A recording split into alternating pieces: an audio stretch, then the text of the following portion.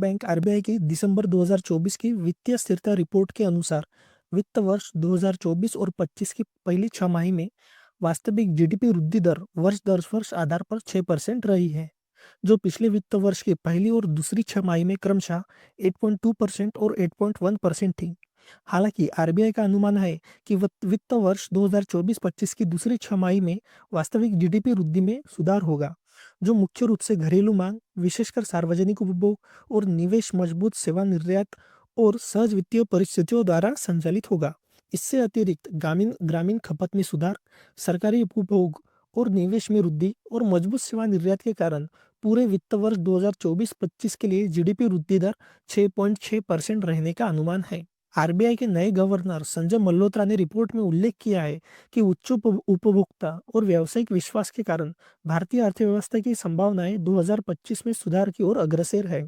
कुल मिलाकर RBI report से हमें ये पता चलता है कि वित्त वर्ष 2024-25 की दूसरी छमाही में भारतीय अर्थव्यवस्था में सुधार की उम्मीद है।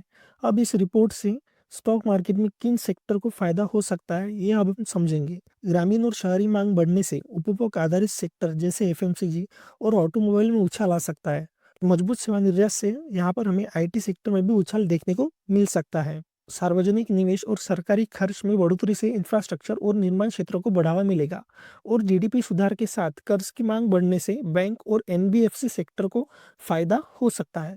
अब दूसरी जो बड़ी खबर यहाँ पर निकल के आ रही है वो है आरबीआई ने हाल ही में सीआरआर में कटौती के माध्यम से बैंकिंग प्रणाली में जो लिक्विडिटी बढ़ाने का प्रयास किया। हालांकि बैंकिंग प्रणाली से आउटफ्लो के कारण यह लिक्विडिटी जल्दी समाप्त हो गई।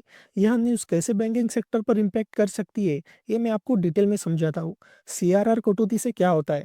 जब आरबीआई सीआरआर कम करता है तो इसका मतलब है कि बैंकों को अपनी जमा राशि का थोड़ा कम हिस्सा आरबीआई के पास रखना पड़ता है।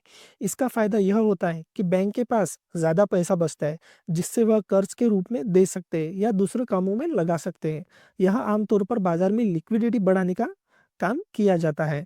अब इस मामले में क्या हुआ? आरबीआई ने सीआरआर कम किया, जिससे बैंकों को अतिरिक्त नकदी कैश मिली। लेकिन इस दौरान बैंकों से बड़े पैमाने पर पैसा निकाला गया। जब बैंकों से यह पैसा निकाला तो वह अतिरिक्त नकदी भी खत्म हो गई, जो सीआरआर कटौती से मिली थी। अब इस न्यूज़ का बैंकिंग सेक्टर पर क्या इफेक्ट होगा, ये हम समझते हैं। लिक्विडिटी की कमी के कारण बैंकों पर दबाव बढ़ सकता है और ब्याज दरें ऊंची हो सकती है, जिससे कर्ज लेना महंगा हो सकता है। लिक्विडिटी की कमी से निवेशकों की धारणा कमजोर हो सकती है और बाजार में बिकवाली बढ़ सकती है। अगर आरबीआई आगे लिक्विडिटी सपोर्ट के लिए अन्य कदम उठाता है तो यह बैंकिंग सेक्टर के लिए सकारात्मक हो सकता है। तो चलिए अब हम कल के लिए निफ्टी और बैंक निफ्टी का एनालिसिस कर दें। अब देखिए, जो निफ्टी में गिरावट हुई थी वो 23,700 से हुई थी और आप लास्ट 1.5 घंटे तक निफ्टी में हमें उसी लेवल के पास यहाँ पर सस्टेन करते हुए दिखाई दी। तो एक तरह से 23,700 ये लेवल हमारा निफ्टी का एक इम्पोर्टेंट रेजिस्टेंस लेवल है। अगर निफ्टी 23,700 के ऊपर निकलती है तो हमें निफ्टी में बुल साइड मूव देखने को मिल सकता है। और जो हमारा निफ्टी का सपोर्ट लेवल है वो है 23,350 से लेकर 23,300 तक। अगर निफ्टी को अपने डाउन ट्रेंड को जारी रखना है या फिर वो जारी रखना चाहती है तो 23,300 ये सपोर्ट लेवल निफ्टी के लिए बहुत ही इंपॉर्टेंट लेवल है। अगर निफ्टी अपने इस 23,300 इस सपोर्ट लेवल को डाउनसाइड ब्रेक करती है तो हमें निफ्टी में बहुत बड़ी गिरावट देखने को मिल सकती है। तो निफ्टी में 23,700 यह हमारी रेजिस्टेंस लेवल है। अगर इस लेवल के ऊपर मार्केट निकलती है तो हमें निफ्टी में अपसाइड मूव देखने को मिल सकता है और 23,300 यह निफ्टी में हमारी सपोर्ट लेवल है। अगर निफ्टी इस लेवल के नीचे जाती है तो निफ्टी में हमें डाउनसाइड मूव देखने को मिल सकता है। चलिए अब हम बैंक निफ्टी का भी कल के लिए एनालिसिस कर लेते हैं।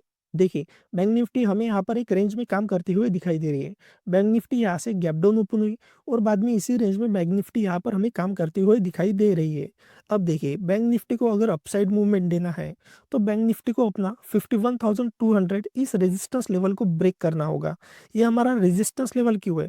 क्योंकि आप चार्ट पर देख सकते हैं बैंक निफ्टी इस लेवल से नीचे गिरी। इस लेवल से नीचे गिरने से पहले बैंक निफ्टी ने 51,200 इस लेवल पर सपोर्ट लिया था और नीचे गिरकर बैंक निफ्टी में इसी लेवल के नीचे हमें बैंक निफ्टी रेजिस्टेंस लेते हुए दिखाई दे रही है। तो 51,200 यह हमारी बैंक निफ्टी की रेजिस्टेंस लेवल है। अगर बैंक निफ्टी इस 51,200 लेवल को अपसाइड ब्रेक करते हैं तो ही हमें बैंक निफ्टी में अपसाइड मूव देखने को मिल सकता है। और बैंक निफ्टी में जो हमारा सपोर्ट लेवल निकल के आ रहा है वो है 50,700। अब देखिए आज bank Nifty gap down open हुई, गैप डाउन ओपन होते ही बैंक निफ्टी में हमें फर्स्ट 15 मिनट कैंडल में ही यहाँ पर जबरदस्त अपसाइड रिकवरी देखने को मिली। अपसाइड मूवमेंट देने के बाद कंटिन्यूअसली बैंक निफ्टी हमें 50,700 इस लेवल पर सपोर्ट बनाते हुए दिखी। तो बैंक निफ्टी अगर अपने 50,700 इस सपोर्ट लेवल को ब्रेक करती है डाउन साइड, तो बैंक निफ्टी में हमें 50,500 के लेवल्स बड़े आसानी से दिखाई दे सकते हैं। तो बैंक निफ्टी में हमारी 51,200 यह रेजिस्टेंस लेवल है और 50,700 यह हमारी बैंक निफ्टी में सपोर्ट लेवल है। ऐसे ही daily stock market related update देखने के लिए हमारे चैनल को सब्सक्राइब कीजिए और वीडियो को लाइक कीजिए। Thank you.